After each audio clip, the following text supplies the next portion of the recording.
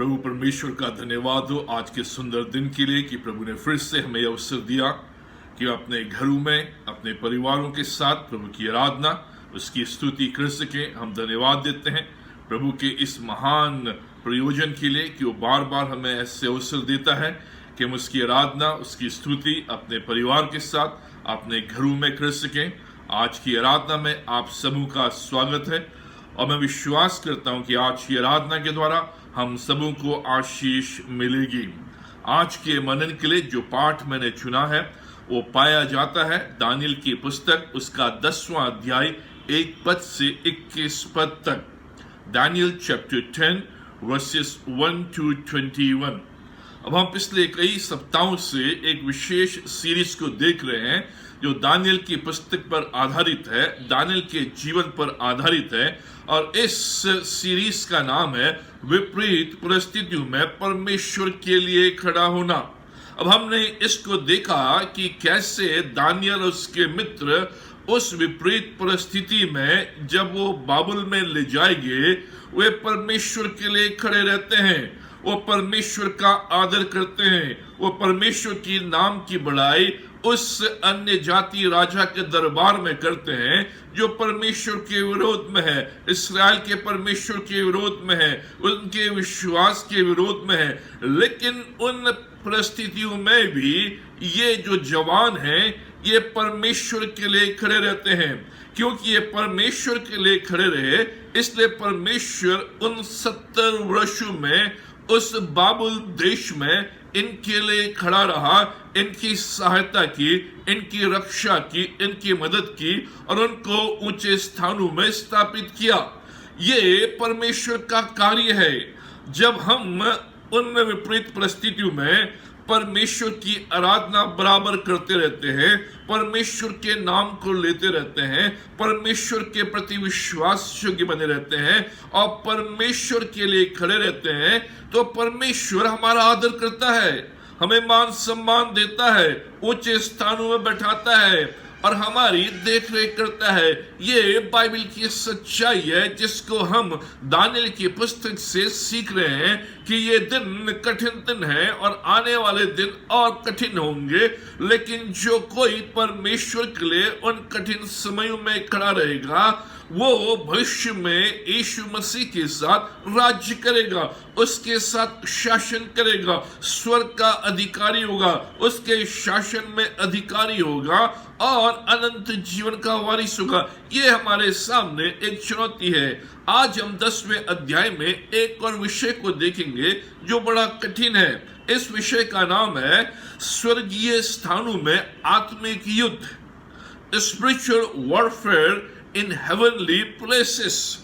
अब यह जो अध्याय है यह अध्याय आत्मिक युद्ध के विषय में बताता है, मल युद्ध के विषय में वर्णन करता है कि स्वर्गीय स्थानों में कैसे आत्मिक युद्ध मल युद्ध चल रहा है, आकाश की शक्तियों के बीच में कैसे स्वर्ग के नीचे और पृथ्वी के ऊपर स्वर्गीय स्थानों में ये मल युद्ध, ये आत्मिक युद्ध चल रहा है। भलाई और बुराई के बीच में ये जो ताकतें हैं, बुराई की ताकतें, भलाई की ताकतें, इनके बीच में मल युद्ध, एक आत्मिक युद्ध चल रहा है। Forces of good and evil, स्वर्गदूत और शैतान की शक्तियों के बीच में घमासान युद्ध स्वर्ग और पृथ्वी के बीच में। अब ये इस अध्याय का ये शीर्षक है और ये अध्याय इन बातों को बताती है जो हम कई बार समझते नहीं हैं और जानते नहीं हैं और इन पर ध्यान नहीं देते हैं और हम उन पर ध्यान देते हैं जो दृश्य की बातें हैं, जो दिखाई देती हैं, जिनको हम टच कर सकते हैं, जिनको हम सूंघ सकते हैं, जिनको हम देख सकते हैं, जिनको हम फील कर सकते हैं, उन पर हम विश्वास करते हैं, उन पर हमारा ध्यान रहता है। लेकिन बाइबल हमें उन अनदेखी शक्तियों के बारे में बताती है, वो शक्तियां हैं जो इस पृथ्वी के ऊपर हमारे जीवन को कंट्रोल करती हैं, हमारे जीवन को रोकती हैं या बढ़ाती हैं। अब यह 10वां अध्याय इन महाशक्तियों के विषय में बताता है कि कैसे एक आत्मिक युद्ध जिसे हम देख नहीं सकते हैं, हमारी जो फिजिकल आईज हैं वो देख नहीं सकती हैं, लेकिन अनदेखी स्थानों में जिन्हें आकाश की शक्तियां कहा गया है, हेवनली प्लेसेस में, उन स्वर्गीय स्थानों में, स्वर्गदूतों के बीच में और शैतानी शक्तियों के बीच में घमासान युद्ध। अब ध्यान से सुने, जहां कहीं भी यीशु की भेड़ें इकट्ठा होती हैं, वह भेड़िए भी होंगे जो भेड़ों को नाश करने की कोशिश करेंगे।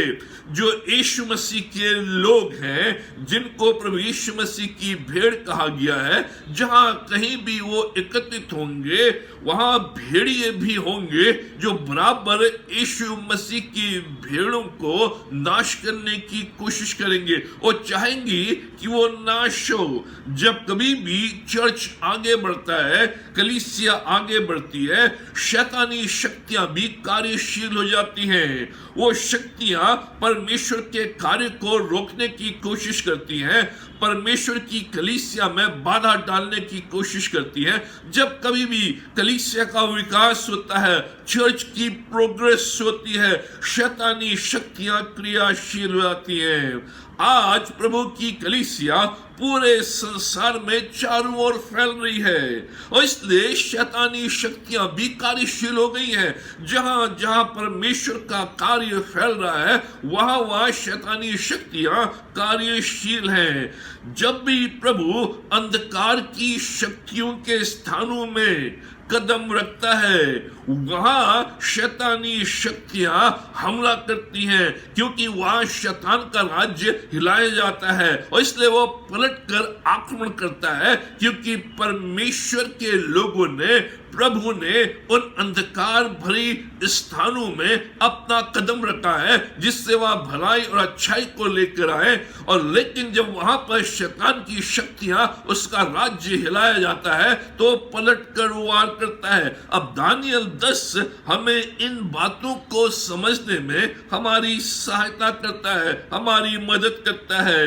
क्यों हम अपने कार्य क्षेत्र में देरी का सामना, कठिनाई का सामना का अनुभव करते हैं? क्यों हम अपनी सेवा में देरी का सामना करते हैं, कठिनाइयों का सामना करते हैं, पीड़ाओं का सामना करते हैं, आर्थिक तंगी का सामना करते हैं? क्यों हम अपने जीवन में देरी का सामना करते हैं, कठिनाइयों का सामना करते हैं, संघर्ष का सामना करते हैं? विशेष करके क्यों हमारी प्रार्थनाएं रुक गई हैं? क्यों हमारी प्रार्थनाओं के उत्तर में डिले हुआ है, देरी हुई है? काफी समय व्यतीत हो चुका है, सालों साल निकल गए हैं, क्यों अभी तक हमारी प्रार्थनाओं का उत्तर हमें नहीं मिला?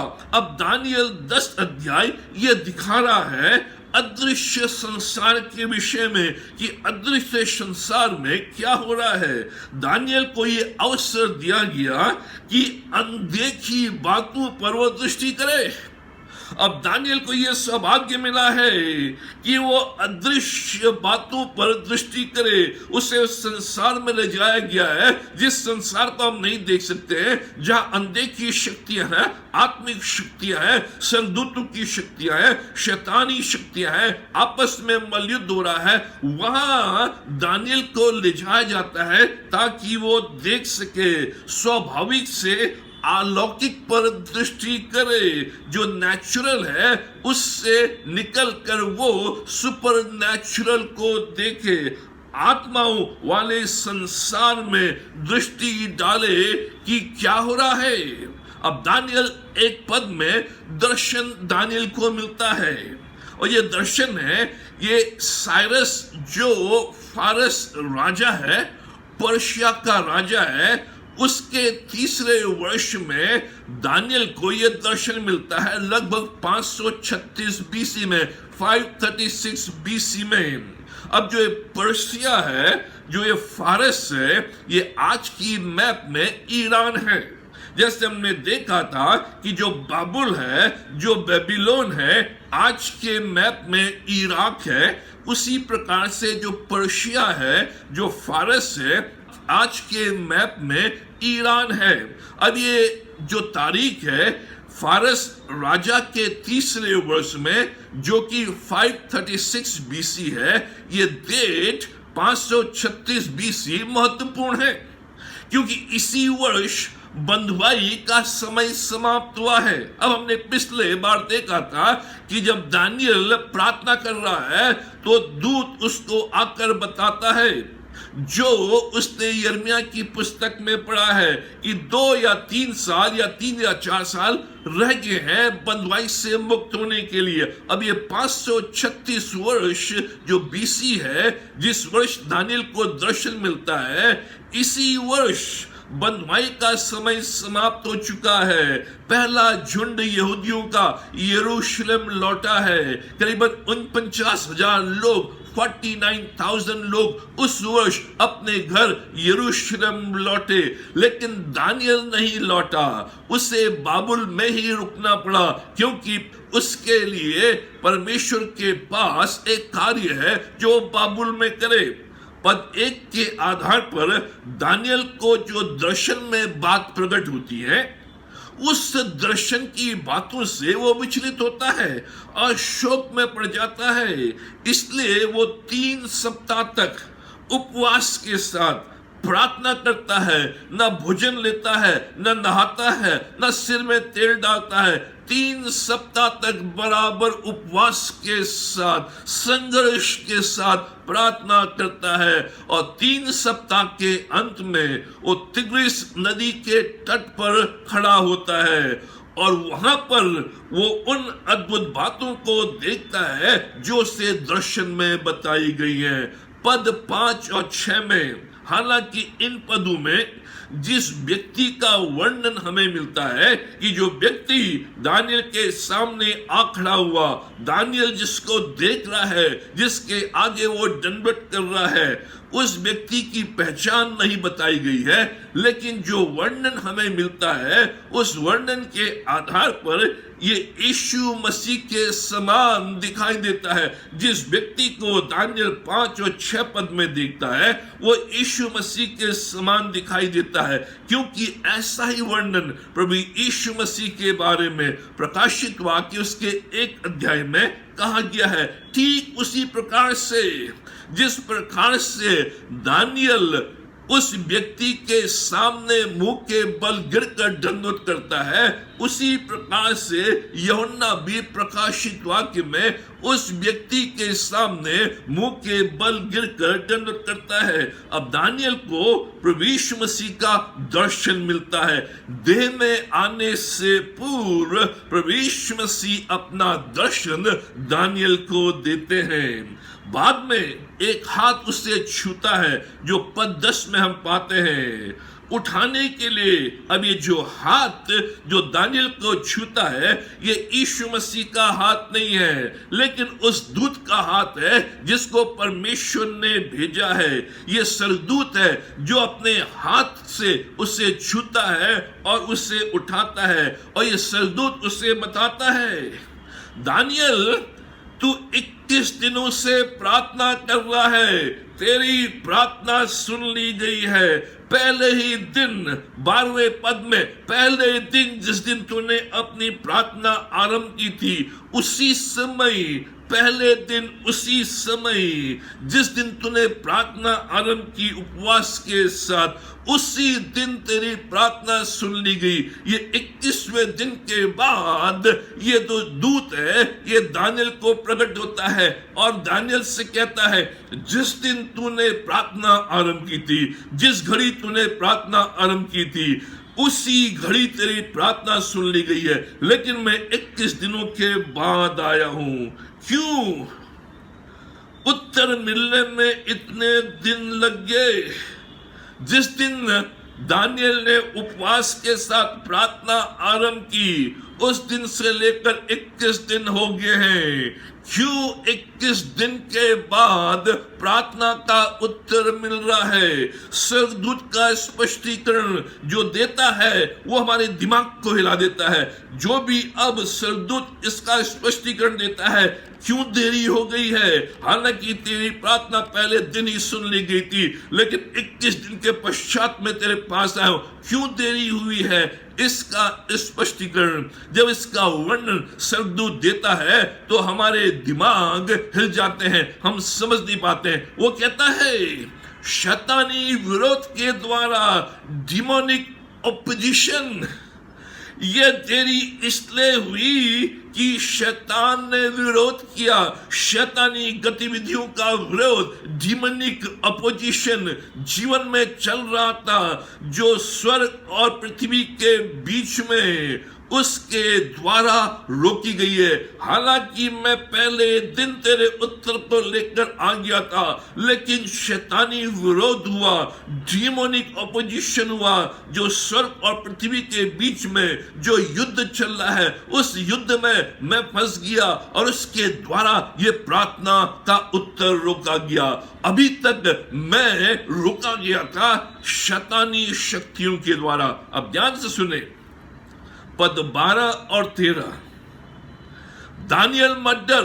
अब ये दूत कहता है, क्योंकि पहले ही दिन को जब तूने समझने बूझने के लिए मन लगाया और अपने परमेश्वर के सामने अपने को दीन किया, उसी दिन तेरे वचन सुने गए और मैं तेरे वचनों के कारण आ गया हूं। फारस के राज्य का प्रधान 21 दिन तक मेरा सामना किए रहा, परंतु मिकायल जो मुख्य प्रधानों में से है वो मेरी सहायता के लिए आया, इसलिए मैं फारस राजाओं के पास रहा। जबरदस्त। अब इसमें थोड़ा सा विचार करें, ये क्या कह रहा है? जिस दिन तूने प्रार्थना की उसी दिन ही मैं प्रार्थना के उत्तर को लेकर आ गया, लेकिन फारस के राज्य का प्रधान 21 दिन तक मेरा सामना किया रहा। 21 दिन तक उसने मुझे रोके रखा। 21 दिन तक वो बराबर मेरे से युद्ध करता रहा। और फिर उसके बाद जो मिकाएल स्वर्गदूत है, जो प्रधान स्वर्गदूत है, जब वो आया उसने मेरी सहायता की। उसके बाद मैं इस उत्तर को लेकर तेरे पास आया हूं। इसको थोड़ा समझे। फारस के राज्य का प्रधान, the prince of the Persian kingdom, ये एक मनुष्य नहीं हो सकता है, क्योंकि कोई भी मनुष्य स्वर्गदूत को रोक नहीं सकता। जिस स्वर्गदूत को परमेश्वर ने भेजा है उसको कोई भी मनुष्य रोक नहीं सकता। इसलिए जो फारस के राज्य का प्रधान है, जिसे प्रिंस कहा गया है, जिसे रूलर कहा गया है, ये मनुष्य नहीं है। शैतानी ताकत जो शैतान के द्वारा फारस राजा के दरबार में नियुक्त किया गया है। शैतान ने अपनी सेना में से एक डीमन को, एक शैतानी शक्ति को फारस राजा के दरबार में नियुक्त किया है, जिससे कि वो परमेश्वर के लोगों का विरोध करे, परमेश्वर के लोग जो प्रार्थना करते हैं उनको रोके, जो भी उत्तर आ रहा है उनको रोके, परमेश्वर के कार्य को रोके, उसके लोगों को जो फारस पर्शिया में है, ईरान में है, उनको निराश करे। ये डीमन, ये जो दुष्ट आत्मा है, शैतानी शक्ति है, काफी सामर्थ्य है, क्योंकि स्वर्गदूत को 21 दिन तक रोके रखा। ये जो शैतानी शक्ति जो फारस राजा के दरबार में शैतान के द्वारा नियुक्त की गई है, ये काफी सामर्थ्य है, क्योंकि उस स्वर्गदूत को 21 दिन तक रोके रखा। और जब तक मिकाएल जो प्रधान दूत है वो नहीं आया, उसने मदद नहीं की, वो दूत वहां से निकल नहीं पाया। इसलिए मिकाएल जो प्रधान स्वर्गदूत है वो आता है, दूत की सहायता करता है, उसको छुड़ाता है, ताकि जो परमेश्वर का कार्य है, जिस कार्य के लिए परमेश्वर ने अपने दूत को इस संसार में, उस बाबुल देश में भेजा है, उस ईरान देश में भेजा है, उसको कर सके। इस अध्याय के अंत में भी स्वर्गदूतों के आने जाने के विषय में बहुत जानकारी मिलती है। अधिक जानकारी इस अध्याय के अंत में हमें मिलती है।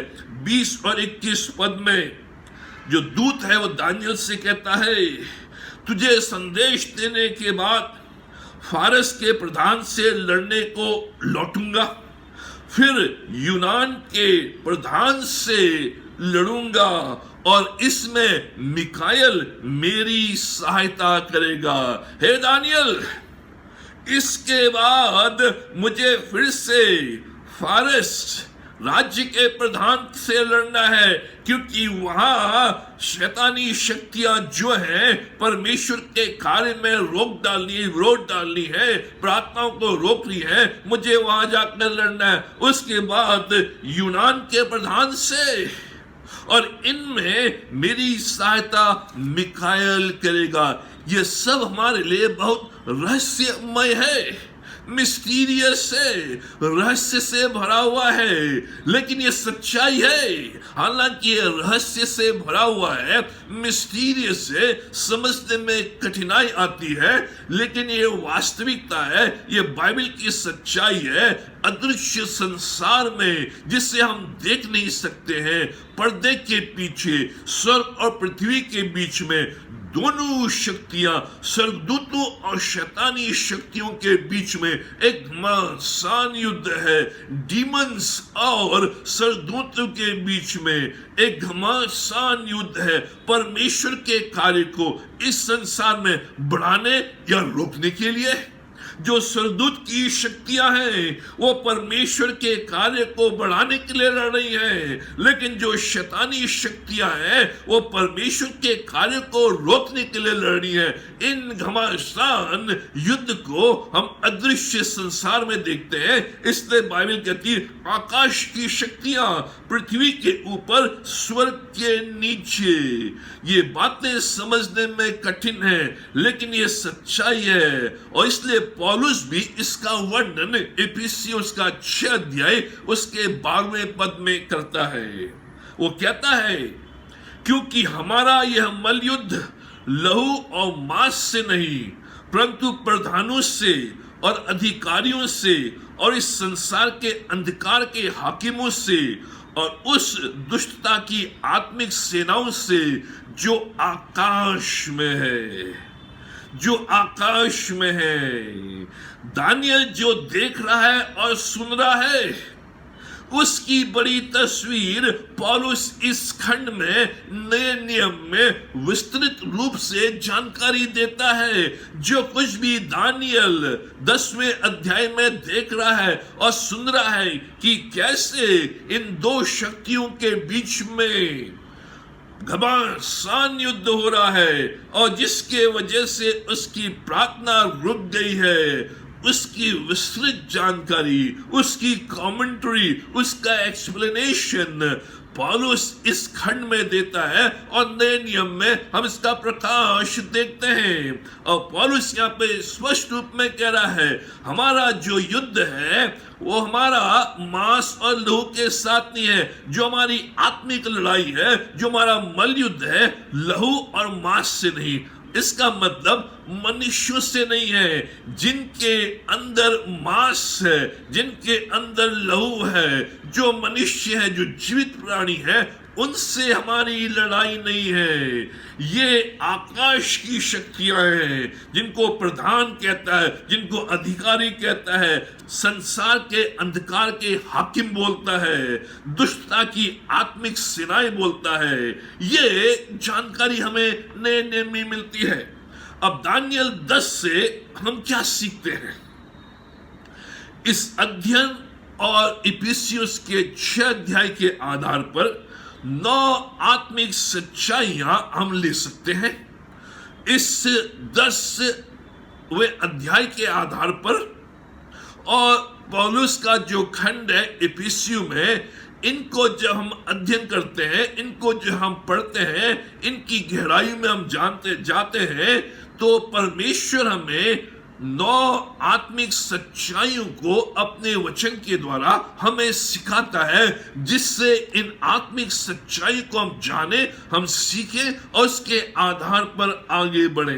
पहली सच्चाई जो आत्मिक सच्चाई है, विश्वासियों की प्रार्थनाएं परमेश्वर द्वारा तुरंत सुनी जाती हैं।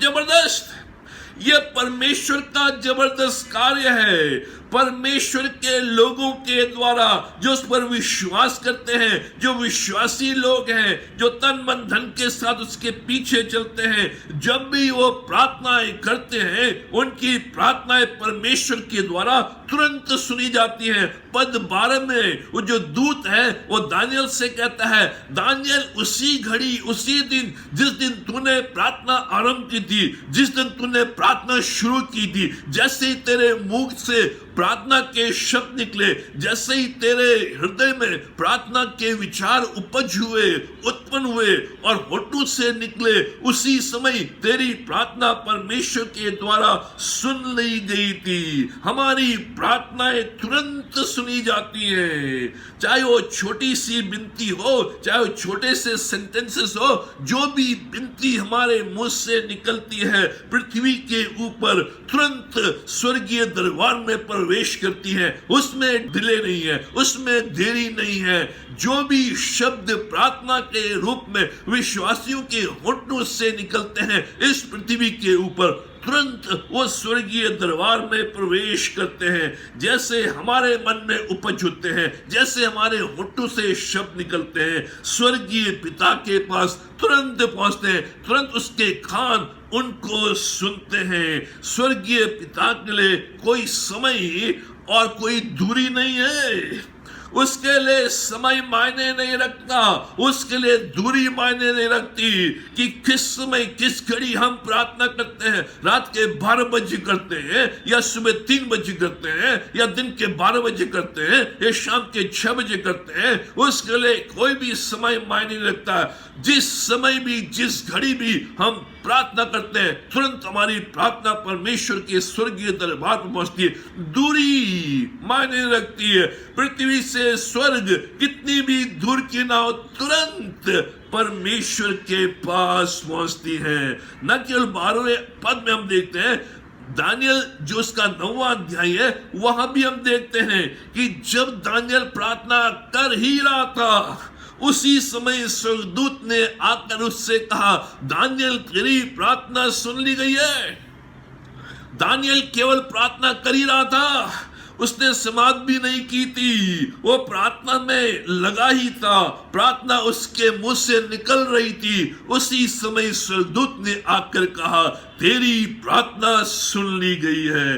परमेश्वर के लिए समय और दूरी नहीं है, तुरंत अपने लोगों की विनतियों को, प्रार्थना को सुनता है। वो होल्ड में नहीं रखता है, वो आर्काइव्स में नहीं रखता है, वो नहीं कहता है ठीक है मैं बाद में चेक करूंगा, जो भी मेरे पास व्हाट्सएप मैसेजेस आए हैं अभी रहने दो, जब समय मिलेगा तब मैं चेक करूंगा, उसके बाद जब समय मिलेगा तब उत्तर दूंगा। परमेश्वर ऐसा नहीं करता है। इसलिए भजन संहिता 121 उसके 4 पद में कहा है, हमारा परमेश्वर न तो ऊँघता है और न सोता है। 24 घंटे 24/7 वो ऊँघता भी नहीं है, उसकी आंखें खुली हुई हैं, उसके कान खुले हुए हैं, उसके सेंसेस एक्टिव हैं, वो ऊँघता भी नहीं है, तुरंत अपने लोगों की प्रार्थनाओं को वो सुनता है। ये परमेश्वर अपने विश्वासियों के लिए करता है और इसलिए हमें हर विनती को परमेश्वर के सम्मुख लेकर आना है, छोटी सी छोटी विनती को, और इस बात पर विश्वास करना है कि मेरा परमेश्वर मेरी विनती को तुरंत सुनेगा। मेरे पिता ना सुने, मेरी माता ना सुने, मेरे अधिकारी ना सुने, मेरे लोग ना सुने, मेरा चर्च ना सुने, मेरा पास्टर न सुने, लेकिन मेरा परमेश्वर सुनेगा। इसलिए मैं अपनी छोटी सी छोटी निवेदन को, छोटी सी छोटी विनती को परमेश्वर के सम्मुख लाऊंगा, क्योंकि वो तुरंत सुनता है। And he is available 24 hours. हर समय वो उपलब्ध है, सोता भी नहीं है, अपने कानों को हमारी ओर लगाए हुए है। दूसरी आत्मिक सच्चाई, शैतानी शक्तियां प्रार्थनाओं के उत्तर को पाने में रुकावट डाल सकती है। अब ये सुनने में थोड़ा सा अटपटा लगेगा, लेकिन ये सच्चाई है और ये बाइबल से हमें मिलती है। आंसर्स को प्राप्त करने में डिले हो सकता है। ये शैतानी शक्तियां हमारे आंसर्स को, हमारे उत्तर को डिले कर सकती हैं। 12 और 13 पद में, फारस के राज्य का प्रधान 21 दिन तक मेरा सामना किए रहा, the prince of Persian kingdom, इसलिए मैं फारस राजाओं के पास रहा। दानियल, तेरी प्रार्थना तो पहले दिन ही सुन ली गई थी, लेकिन 21 दिन तक फारस के राज्य के प्रधान ने मेरा मुकाबला किया, मुझे रोके रखा और मैं फारस के राजाओं के पास रहा। उनने मुझे आने दिया, बड़ी ताकत उनने लगाई, मेरा मुकाबला किया, मैं सामना करता रहा और मुझे आने नहीं दिया। मनुष्य ऐसा नहीं कर सकता है, मनुष्य किसी दूत को रोक नहीं सकता है, कोई भी मनुष्य स्वर्गदूत को रोक नहीं सकता। जो दूत परमेश्वर ने भेजा है उसको मनुष्य रोक नहीं सकता। लेकिन शैतानी ताकत जो डीमन है, जो शैतान के द्वारा फारस राजा के दरबार में नियुक्त किया गया है, शैतान अपने दूतों को भिन्न भिन्न स्थानों में रखता है।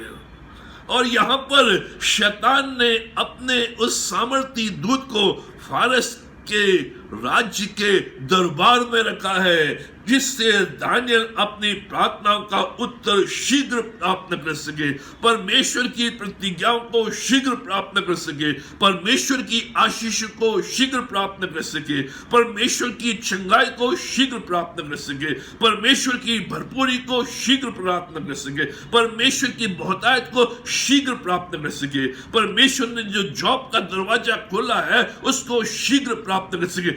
ये शैतानी शक्तियां हमारे उत्तर को पाने में रुकावट डालती है, डिले करती है, क्योंकि शैतान अपने दूतों को भिन्न भिन्न स्थानों में नियुक्त किया है।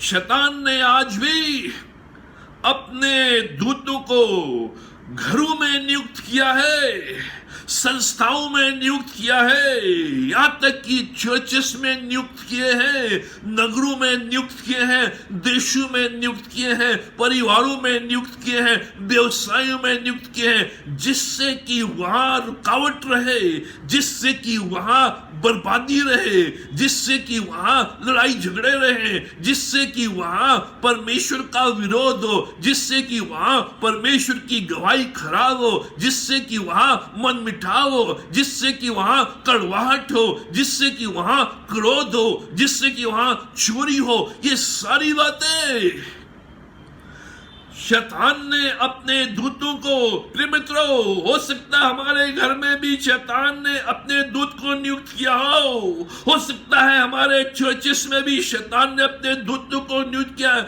जिसके कारण हमारे घरों में खलबली मची हुई है, जिसके कारण हमारी कलीसियाओं में खलबली मची है, जिसके कारण हमारे संस्थाओं में खलबली मची है, जिसके कारण जब हम नगरों शहरों में परमेश्वर के सुसमाचार को लेकर जाते हैं, वहां हमें विरोध का सामना, रुकावट का सामना करना पड़ता है, क्योंकि शैतानी शक्तियां परमेश्वर के कार्य में रुकावट डालती है। उसने अपने दूतों को भिन्न भिन्न स्थानों में नियुक्त रखा है। हो सकता है हमारे चारों ओर भी, जिससे कि मैं अच्छे कार्य न कर सकूं, जिससे कि मैं अच्छे रास्ते में न चल सकूं, जिससे कि मैं प्रार्थना न कर सकूं, जिससे कि मैं बाइबल न पढ़ सकूं, जिससे कि मैं परमेश्वर के भवन में उसकी आराधना करने जा सकूं। ये सारी चीजें, और यहां पर इस सच्चाई को बताया, स्वर्गदूत स्वयं कह रहा है 21 दिन तक मैं फारस के राजाओं के पास रहा, क्योंकि उनने मुझे रोके रखा।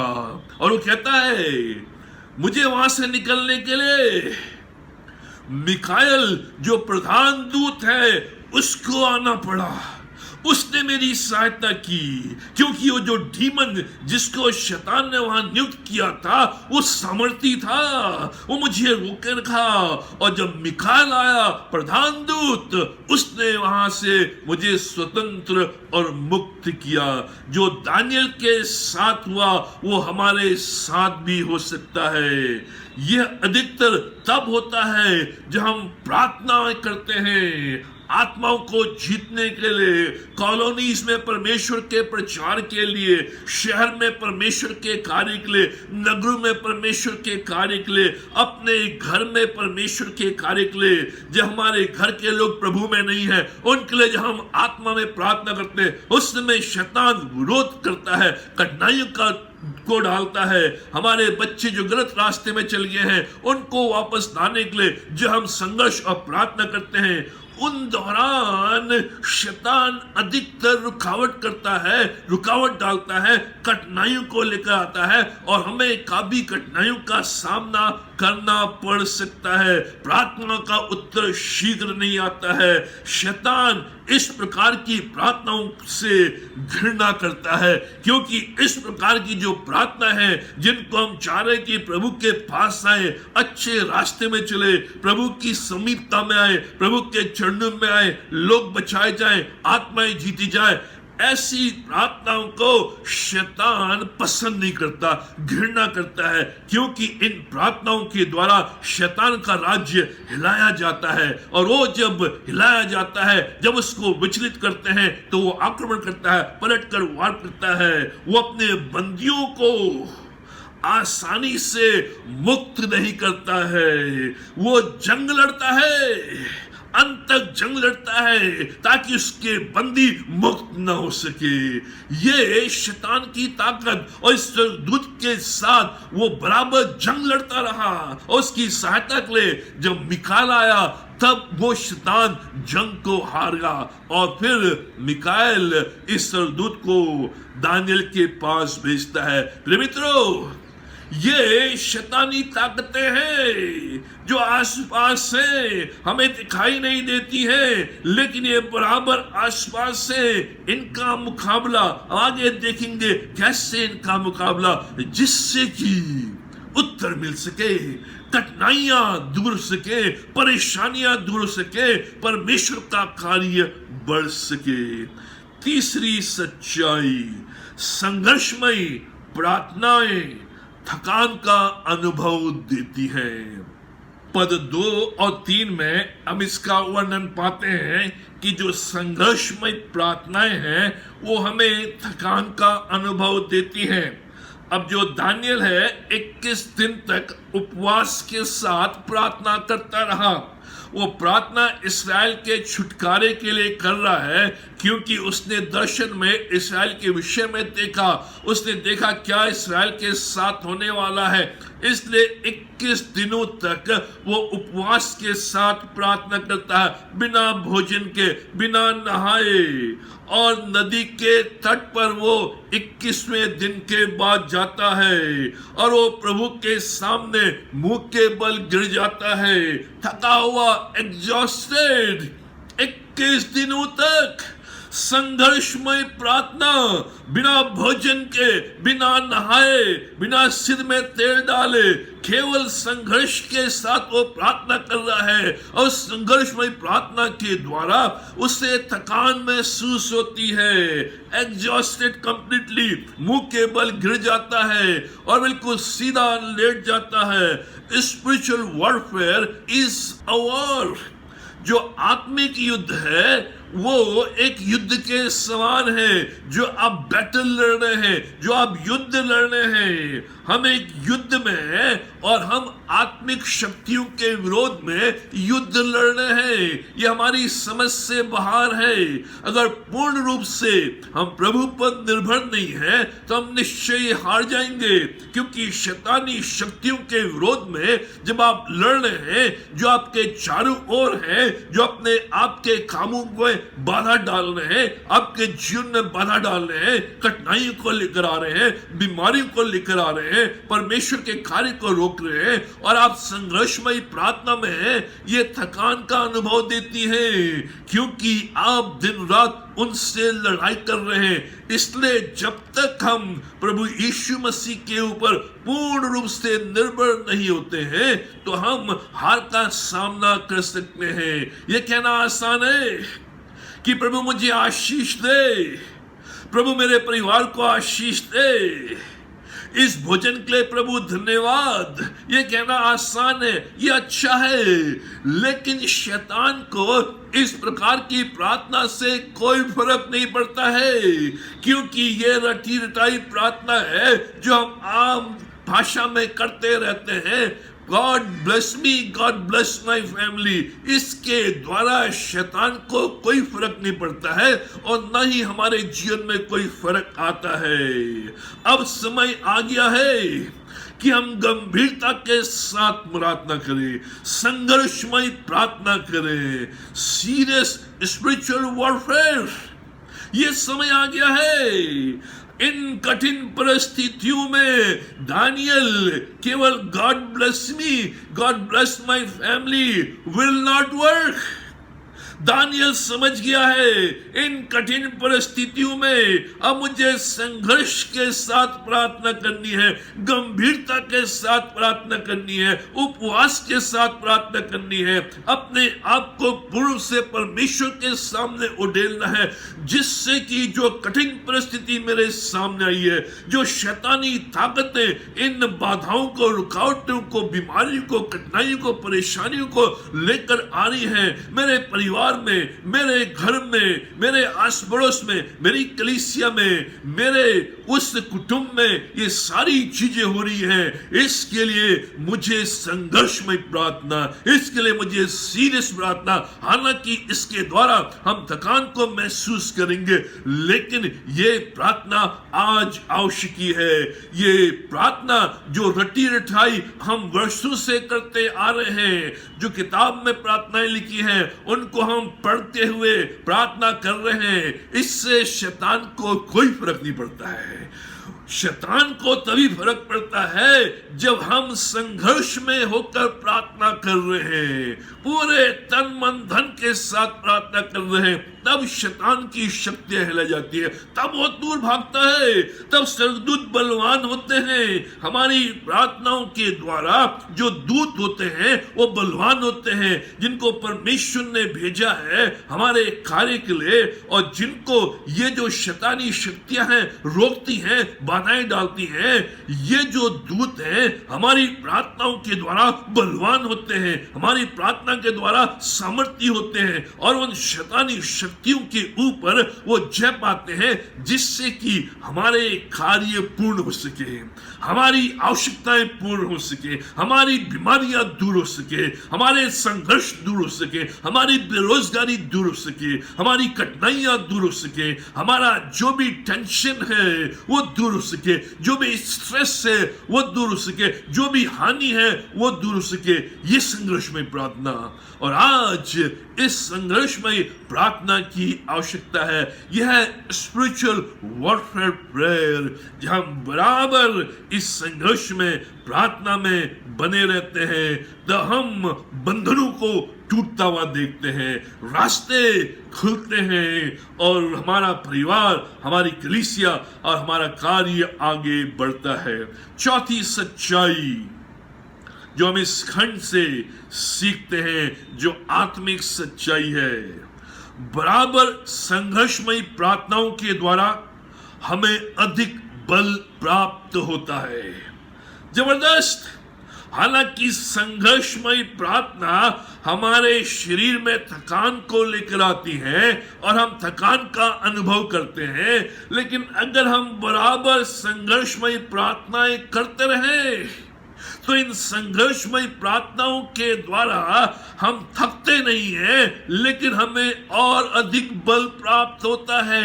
आरंभिक अवस्था में हम थकान का अनुभव तो करते हैं, लेकिन हम बराबर इन संघर्षमय प्रार्थनाओं में बने रहते हैं। एक दिन, 2 दिन, 3 दिन, 1 सप्ताह, 2 सप्ताह, 3 सप्ताह, जब हम बराबर बने रहते हैं इन संघर्षमय प्रार्थनाओं के द्वारा जो बराबर की जा रही है, उसके द्वारा हमारा जो बल है वो और मजबूत होता है। हम और बल को प्राप्त करते हैं, हम और सामर्थ को प्राप्त करते हैं, हम और आनंद को प्राप्त करते हैं, हम और हिम्मत को प्राप्त करते हैं, हम और आशीष को प्राप्त करते हैं, और हमारा बल बढ़ते चले जाता है, जिसका वर्णन 18 और 19 पद में किया गया है। यहाँ पर लिखा है, किसी ने मुझे छूकर फिर मेरा हिवाव बंधाया। ये दानियल बोल रहा है, किसी ने मुझे छूकर फिर मेरा हिवाव बंधाया और उसने कहा, हे अति प्रिय पुरुष मत डर, हे अति प्रिय पुरुष मत डर, तुझे शांति मिले, तू दृढ़ हो और तेरा हियाव बंधा रहे। तब मैंने, दानियल कह रहा, तब मैंने हियाव बांध कर कहा, हे मेरे प्रभु अब कह, क्योंकि तूने मेरा हियाव बंधाया है। यह दानियल का अनुभव, परमेश्वर, आरंभ में तो मैं थक गया था, एग्जॉस्ट हो गया था, पीड़ा में, परेशानी में आ गया था और सोच रहा था कि प्रार्थना आगे करूं न करूं, उपवास आगे करूं न करूं, संघर्ष में प्रार्थना करूं न करूं। लेकिन जब मैं बराबर संघर्ष में प्रार्थना करता रहा तो तूने मुझे छुआ और तूने मुझे कहा, मत डर, हियाव बांध, हियाव रख। और जब मैंने देखा तो मेरा हियाव बन गया, मेरा हियाव बढ़ गया, मेरा बल बढ़ गया, मेरी शक्ति बढ़ गई, मेरी सामर्थ बढ़ गई। और मैंने कहा, प्रभु अब कहे, जो भी तू कहे मैं उससे करूंगा, मैं उससे सुनूंगा। जब भी हम लगातार इन प्रार्थनाओं में रहते हैं, हमारा बल टूटता नहीं है, लेकिन हमारा बल मजबूत होता है। यही बात हम यीशु मसीह के जीवन में, उस गतसमनी के बाग में जब यीशु मसीह प्रार्थना कर रहा है, इस बल को हम देखते हैं। जब यीशु मसीह संघर्षमय प्रार्थना उस गतसमनी के बाग में कर रहा है, क्रूस में जाने से पहले इतना संघर्ष में वो प्रार्थना कर रहा है कि उसका जो पसीना है वो लहू समान टपकने लगा। एक बार प्रार्थना करता है, वापस आता है, दूसरी बार प्रार्थना करता है, वापस आता है, और तीसरी बार फिर जब वो जाता है, प्रार्थना करता है, और तीसरी बार जब प्रार्थना करके वापस आता है, वो बल और शक्ति से भरा हुआ है। अपने चेलों से कहता है, चलो। जब वो लोग उसे पकड़ने के लिए आए तलवार के साथ, भाले के साथ, वो कहता है, ये सब क्यों लेकर आए, चलो कहां चलना है, मैं तैयार हूं, क्रूस की मृत्यु के लिए तैयार हूं, दुख उठाने के लिए तैयार हूं, परेशानी उठाने के लिए तैयार हूं, मरने के लिए तैयार हूं, मृत्यु के लिए तैयार हूं। मेरे अंदर बल, मेरे अंदर शक्ति। आरंभिक अवस्था में जब प्रभु यीशु मसीह गतसिमने के बाग में गया, वो व्याकुलता, गिर गया, वो शोक में था, विचलित था, लेकिन जब बराबर वो संघर्ष में प्रार्थना करता रहा, उसके द्वारा उसे जबरदस्त बल प्राप्त होता है। उस बल के द्वारा उसने उस क्रूस की मृत्यु को आसानी से, हंसते हंसते, विक्टोरियसली सह लिया। ताकत के साथ, शक्ति के साथ, जय के साथ उसने सह लिया। आरंभ में हम थकान का महसूस करेंगे, लेकिन प्रिय मित्रों, जब बराबर इन प्रार्थनाओं में बने रहते हैं, इस प्रकार की प्रार्थनाओं में बने रहते हैं, हमें बल मिलता है, हमें सामर्थ मिलती है, हमें शक्ति मिलती है, क्योंकि शैतान और शैतान की शक्तियां भाग जाती हैं, वो मुकाबला नहीं कर पाती हैं। जो शैतानी शक्तियां हमारे शरीर को निचोड़ ली थी, हमारी आत्माओं को निचोड़ ली थी, हमारी शक्ति को निचोड़ ली थी, हमारी सामर्थ को निचोड़ ली थी, वो दूर हो जाती हैं। आत्मिक शक्तियां हमें भर रही हैं, उस बल और शक्ति के साथ हम आगे बढ़ते हैं। पांचवी आत्मिक सच्चाई, अच्छी और बुरी शक्तियां हमारे चारों ओर रहती हैं, लेकिन हम उन्हें देख नहीं पाते हैं। ये जबरदस्त सच्चाई है। गुड एंड इविल फोर्सेस हमारे चारों ओर रहती हैं बराबर, जिन्हें हम देख नहीं पाते हैं। हम केवल दृश्य संसार को देख पाते हैं, लेकिन हमारी ये जो फिजिकल आईज है, अदृश्य संसार जो हमारे चारों ओर बराबर रहता है, शैतानी शक्तियां और साथ ही साथ अच्छी शक्तियां हमारे चारों ओर रहती हैं, लेकिन हम उन्हें देख नहीं पाते। यह अध्याय बताता है कि मनुष्य के पीछे दोनों शक्तियां हैं, शैतानी शक्ति भी, अच्छी शक्ति भी। देशों के पीछे जो गतिविधियां हो रही हैं, उनके चारों ओर, उनके पीछे ये दोनों शक्तियां बराबर कार्यरत हैं। शैतान की शक्तियां कार्यरत हैं, उनके पीछे कार्यरत हैं, जिनको हम देख नहीं सकते। शैतानी शक्तियां भी हमारे चारों ओर बराबर बनी रहती हैं, कार्यरत हैं हमारी गतिविधियों में, हमारे परिवारों में, हमारे देशों में, इनके पीछे बराबर बनी रहती हैं। इसलिए पद 13 में ये वचन कहता है, फारस के राज्य का प्रधान 21 दिन तक मेरा सामना करता रहा। ध्यान से सुने इसको, इसे समझने की कोशिश करें। क्या कह रहा है स्वर्गदूत? फारस के राज्य का प्रधान 21 दिन तक मेरा सामना किया रहा। अब फारस राज्य के दरबार को देखकर मालूम नहीं पड़ रहा था कि वहां उस दरबार में एक जबरदस्त आत्मिक युद्ध चल रहा है जो स्वर्गदूत और प्रधान के बीच में है।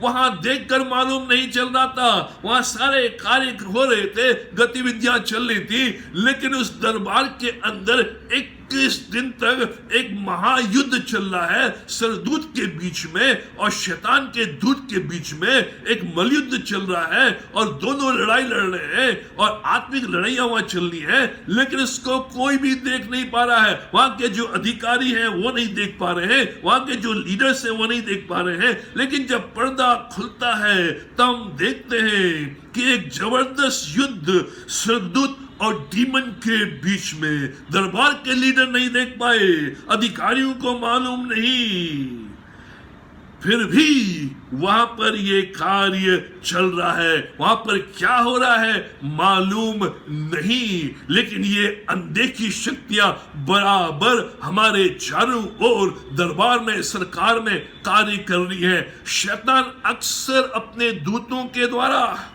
सरकार को प्रभावित करता है, गवर्नमेंट को प्रभावित करता है और सरकार के माध्यम के द्वारा परमेश्वर के लोगों के विरुद्ध कानून को लेकर आता है, परमेश्वर के कार्य को प्रभावित करता है। हम नहीं देखते हैं कि उन दफ्तर्स में, उन ऑफिस में, उन सरकार के कार्यों में, गतिविधियों में कैसे ये युद्ध चल रहा है, कैसे शैतानी ताकतें प्रभावित कर रही है। लेकिन शैतान अपने दूतों के द्वारा सरकार को भी प्रभावित करता है, जिससे कि परमेश्वर के लोगों के विरुद्ध कानून। और इसलिए आज कई देशों में और हमारे यहां कई जो स्टेट्स हैं, राज्य हैं, वहां anti conversion law bill pass हुआ है। शैतान सरकार को प्रभावित करता है। उस दरबार में वो शैतान का दूत है जो परमेश्वर का विरोध कर रहा है और शैतान के कार्य को आगे बढ़ा रहा है। उसी प्रकार से आज भी ये हो रहा है। हमारे चारों ओर ये शक्तियां हैं जिन्हें हम देख नहीं सकते हैं। हमारे दरबार में, हमारे घर में, हमारी कलीसिया के अंदर, हमारे ऑफिस के अंदर प्रभावित कर रही है। लेकिन दूसरी तरफ हम ये भी देखते हैं कि कैसे परमेश्वर के दूत उसके लोगों के चारों ओर रहते हैं। साथ ही साथ हम ये भी देखते हैं, ये खुशखबरी है, ये प्रोत्साहन है कि परमेश्वर के दूत भी परमेश्वर के लोगों के चारों ओर बराबर रहते हैं, जिसका वर्णन हम दूसरा राजा उसके 6 अध्याय में पाते हैं, जहां एलीशा और उसका सेवक, इन दोनों का वर्णन है। दूसरा राजा उसके 6 अध्याय में हम पाते हैं कि जो सीरिया की सेना है उसने इस्राएलियों को दोतान शहर में घेर लिया है और जो इस्राएली है वो असहाय स्थिति में है। और जब एलीशा का जो सेवक है उस सेना को देखता है तो वो डर जाता है और चिल्लाकर कहता है अपने मालिक एलीशा से, हम क्या करें, इस सारी सेना ने तो हमें घेर लिया है। पद 16 दूसरा राजा 6 अध्याय के 16 पद में एलीशा ने कहा मत डर, क्योंकि जो हमारी ओर है वो उनसे अधिक है जो उनकी ओर है। जबरदस्त, इस वर्ष को याद करें और बराबर बोले मत डर, क्योंकि जो हमारी ओर है वो उनसे अधिक है जो उनकी ओर है। और एलीशा ने प्रार्थना की कि परमेश्वर इस सेवक की आंख को खोल दे कि ये देख सके। परमेश्वर ने सेवक की आंख को खोल दी और उस सेवक ने क्या देखा कि एलीशा के चारों ओर का पहाड़ अग्निमय घोड़ों और रथों से भरा हुआ है। जबरदस्त, उसने केवल सीरिया की सेना देखी और डर गया, लेकिन जब एलीशा ने सेवक के लिए प्रार्थना की परमेश्वर इसकी आंखों खोल दे, उस अदृश्य संसार को दिखा ताकि ये जान सके परमेश्वर कौन है और जो हमारी ओर है वो उनसे अधिक है जो उनकी ओर है। और जब उसने अपनी आंखें खोली और देखा कि एलीशा के चारों ओर का पहाड़, पूरा जो पहाड़ है अग्निमय घोड़ों और रथों से भरा हुआ है। परमेश्वर के दूत बराबर अपनी छावनी हमारे चारों ओर डाले रहते हैं। अगर हम केवल देख सके दृश्य के बाहर तो हम समझ सकेंगे, लेकिन हम देख नहीं सकते हैं। इसलिए दानियल 10 महत्वपूर्ण है, हमें बताता है कि हम देख नहीं सकते हैं, इसका मतलब ये नहीं कि कुछ नहीं है। जो चीजें हम देख सकते हैं हम सोचते हैं वही सब कुछ है, लेकिन दानियल 10 ये बता रहा है जो चीज हम नहीं देख सकते हैं वहां भी वो शक्तिशाली चीजें हैं। परमेश्वर के दूत हैं जो 24 घंटे अपने लोगों को घेरे रहते हैं, उनकी निगरानी करते हैं। अगर हम परमेश्वर की आंखों से देख सकें तो एक आत्मिक संसार को पाएंगे जहां दोनों स्वर्गदूतों और डीमंस को जो चारों ओर पाए हुए हैं, चारों ओर खड़े हुए हैं, हमारे चारों ओर हम उनको पाएंगे। दृश्य के बाहर भी अदृश्य संसार है। शैतानी शक्तियां हमें घेरी रहती तो है, लेकिन परमेश्वर के दूत भी हमें घेरे रहते हैं। इसलिए जब हम प्रार्थना करते हैं संघर्ष के साथ, परमेश्वर के दूत जो हमें घेरे रहते हैं वो अधिक बलशाली होते हैं और वो उन शैतानी शक्तियों को हराते हैं। जो हमारी ओर है वो उनसे अधिक है जो उनकी ओर है। जो हमारी ओर है वो उनसे अधिक शक्तिशाली है जो उनकी ओर है। प्रिय मित्रों, शैतानी शक्तियां तो हैं चारों ओर, लेकिन परमेश्वर के दूत भी चारों ओर हैं और परमेश्वर के दूत जो हमारी ओर हैं वो उनसे अधिक हैं जो उनकी ओर है। इसलिए हमें निरंतर परमेश्वर पर भरोसा करते हुए आगे बढ़ना है। छठी सच्चाई बड़े संक्षिप्त में जो ये आगे के पॉइंट्स हैं। शैतानी ताकतों के ऊपर मुकाबला करना केवल एक समय की बात नहीं है। शैतानी जो ताकतें हैं केवल एक बार मुकाबला कर दिया और खत्म हो गया, ये नहीं है। ये अध्याय हमें बताता है, ये पुस्तक हमें बताती है कि बार बार हमें शैतानी ताकतों का मुकाबला करना है। और दानियल और उसके मित्रों ने बार बार उनका मुकाबला किया।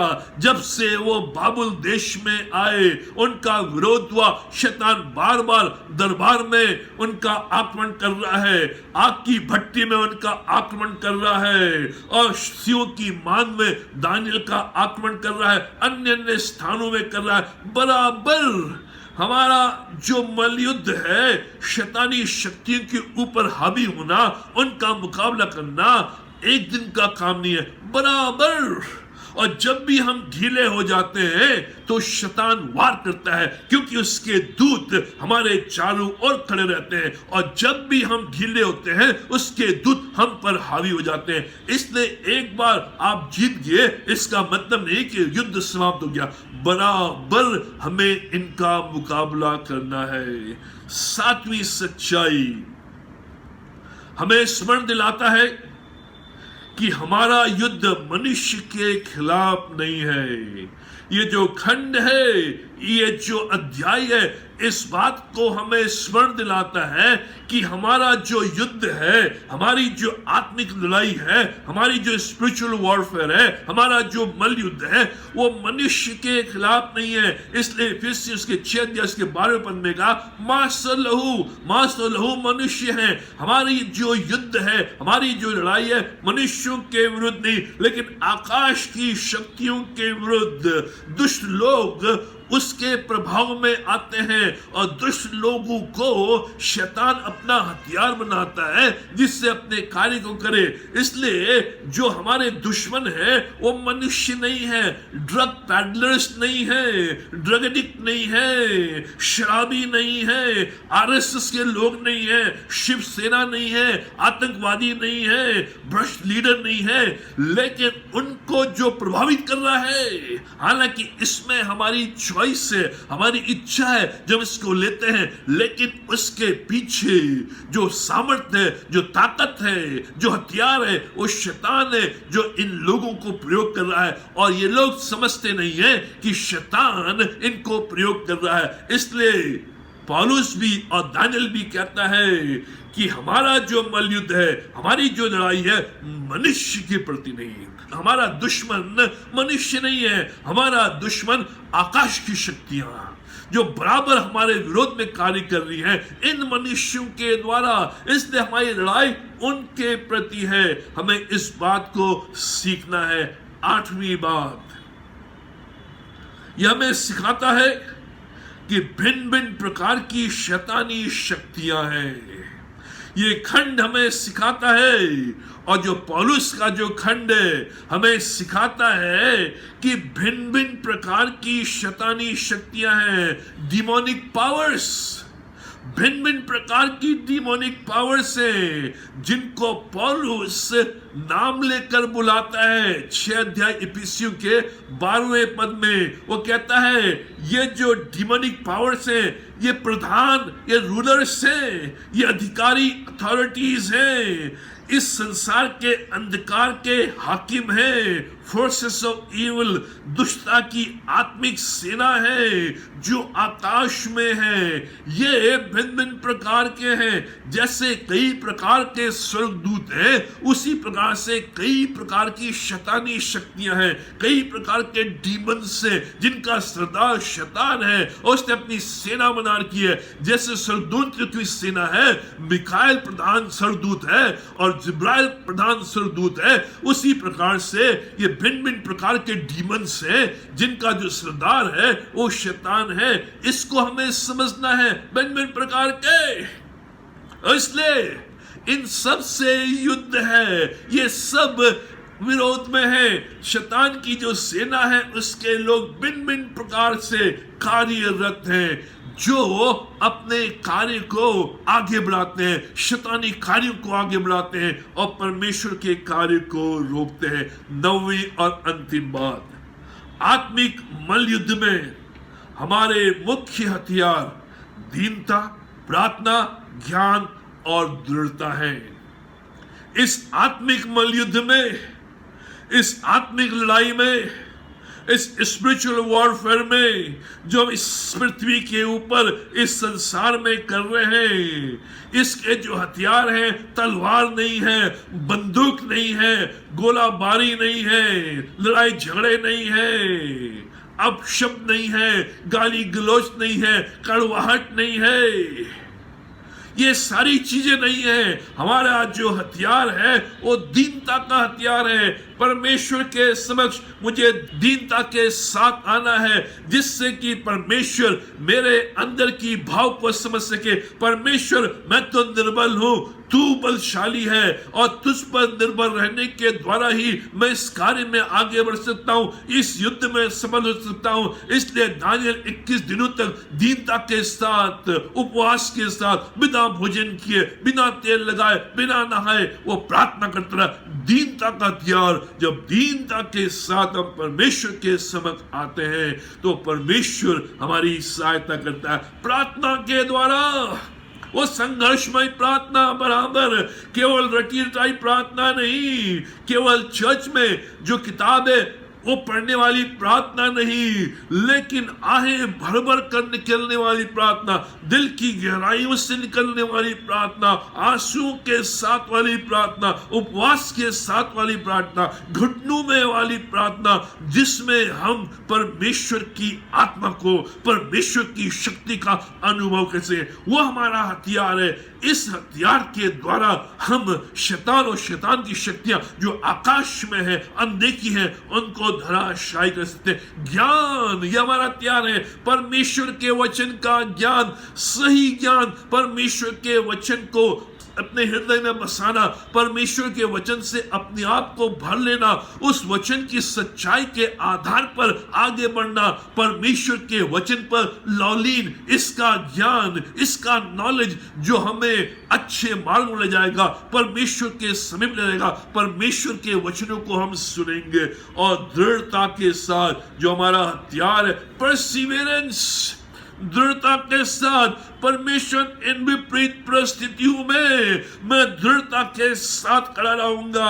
दानियल कहता है उसने मुझे छुआ और उसने कहा दृढ़ हो जा, हियाव बांध, और मैं दृढ़ हो गया और मैंने हियाव बांधा और मैंने कहा परमेश्वर मैं तेरे पीछे चलूंगा, मैं इस संघर्ष में बराबर बना रहूंगा, मैं प्रार्थना में बराबर बना रहूंगा, मैं तेरे पीछे चलूंगा। ये जो आत्मिक संघर्ष है, जो आकाश की शक्तियों से जो लड़ाई है, जो युद्ध है, उसमें मैं पीछे नहीं हटूंगा, उसमें मैं डरूंगा नहीं, मैं बढ़ता चले जाऊंगा।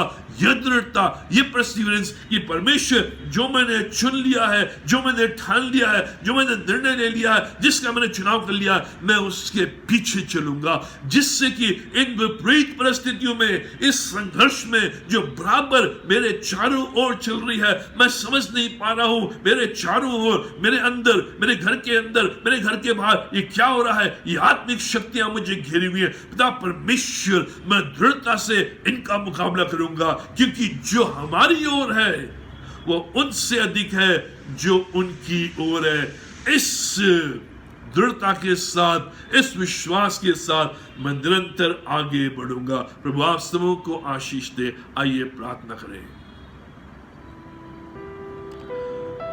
हमारे महान जीवित शक्तिमान परमेश्वर पिता, हम धन्यवाद देते हैं तेरे तमाम आशीषों के लिए, तेरी रक्षा, मदद, भलाई, करुणा, दया के लिए। हम धन्यवाद देते हैं आज के सुंदर दिन के लिए, तेरे वचन के लिए कि पिता परमेश्वर जब तू हमारी ओर है तो हम मेजॉरिटी है,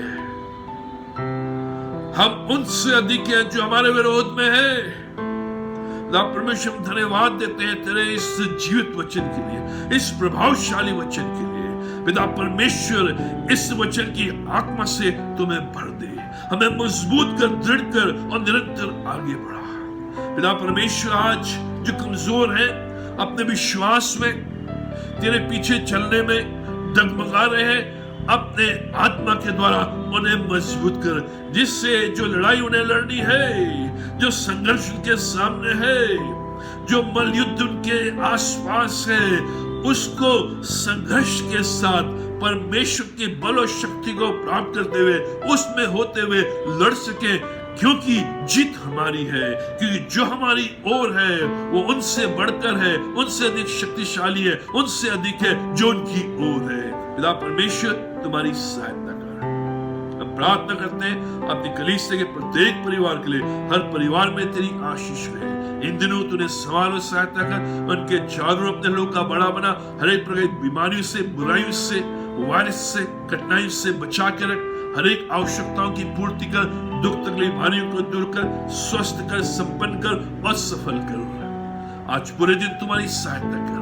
हमारे जीवनों में, हमारे परिवारों में, हमारे बच्चों में, हमारे कार्यों में, हमारी सेवाओं में तेरी बड़ी आशीष है। ये सब कुछ अपने उद्धारकर्ता प्रभु यीशु मसीह के नाम में होकर मांगते हैं, आमीन। अब प्रभु यीशु मसीह का अनुग्रह, पिता परमेश्वर का प्रेम और पवित्र आत्मा की संगति हम सबों के साथ और विशेष के इस प्रिय परिवार के साथ आज और हमेशा तक बनी रहे।